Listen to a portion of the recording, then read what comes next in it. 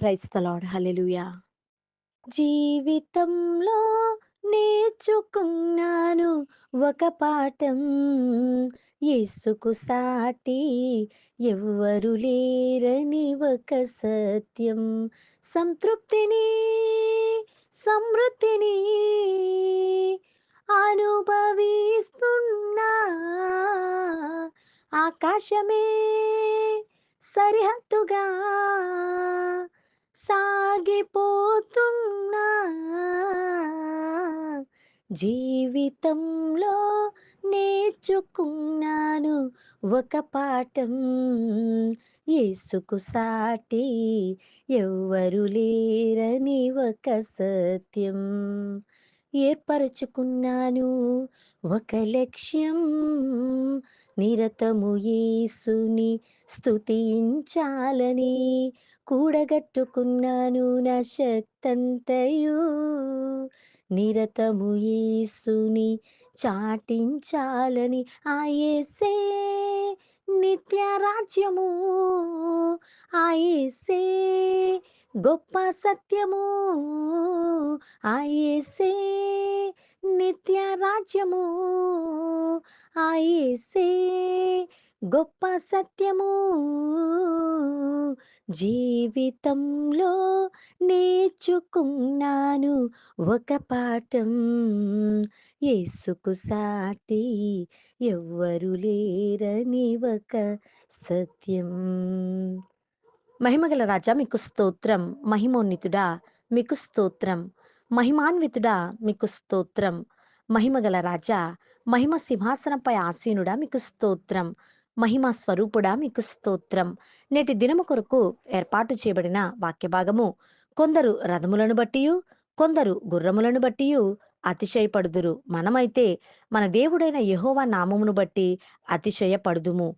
కీర్తనల గ్రంథము 20వ అధ్యాయము 7వ వచనము.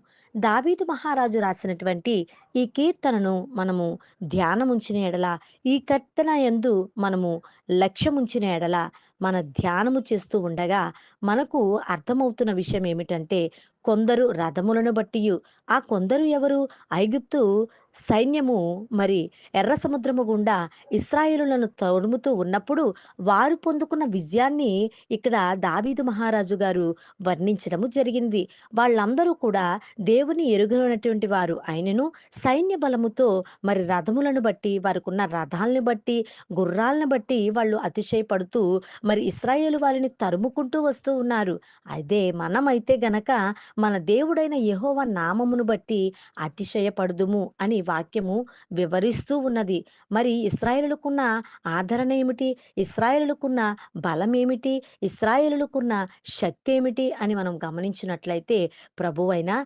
దేవుడు, దేవుని యొక్క నామాన్ని వారు చేతపట్టుకుని స్తుతులు పాడుతూ, స్తుతులు చెల్లిస్తూ, కీర్తనలు పాడుతూ వారి ప్రయాణాన్ని కొనసాగిస్తూ ఉన్నారు. విజయాన్ని పొందుకున్నారు. ఆరిన నేల మీద సముద్రము విభాగింపబడి 2 పాయలుగా చేయబడి వారు చక్కగా తమ పయనాన్ని ఆరిన నేల మీద మరి కొనసాగిస్తూ ఉంటే, ఇశ్రాయేలు జనాంగాన్ని తరుముతున్నటువంటి ఐగుప్తు వారు మాత్రం ఆ సముద్రము దగ్గరికి రాగానే మరలా సముద్రము కలిసిపోవడం చూస్తూ ఉన్నాము.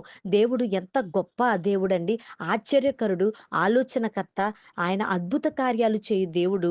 వారి తనను నమ్ముకున్న జీవితాలలో మరి వెలుగుతో నింపి వారి మార్గాలను సరళము చేసే దేవుడు. అలనాడు ఇశ్రాయేలును కాపాడిన దేవుడు ఈనాడు మనలను కాపాడడానికి, మనలను రక్షించడానికి తన బాహువును చాపి ఎదురు చూస్తూ ఉన్నాడు. రండి, ఆయన కౌగిట చేరుదాం. ఆయన పాదముల చెంత చేరి ప్రార్థిద్దాం. దేవుడు తన పరిశుద్ధ వాక్కును దీవించునుగాక. ఆమేన్. ప్రార్థన. సర్వశక్తిమంతుడా, నీ బంగారు పాదాలకు వందనాలు. ప్రవ్వా, ఈ లోకమనే శ్రమలలో, ఇరుకుల్లో మేమున్నప్పుడు మమ్మల్ని ఆదరించే దైవము మాకు ఒకటి ఉందని, మా అండ, మా కోట, మా ఆశ్రయదుర్గము నీవేనని నిన్ను నమ్ముకున్నామయ్యా. ఇశ్రాయేలు పొందుకున్నటువంటి రక్షణ మేము కూడా పొందుకుని నిన్ను మహిమపరచు భాగ్యమును మా అందరికీ, మా కుటుంబాలన్నిటికీ దయచేయమని యేసునామమున అడుగుచున్నాము తండ్రి. ఆమేన్.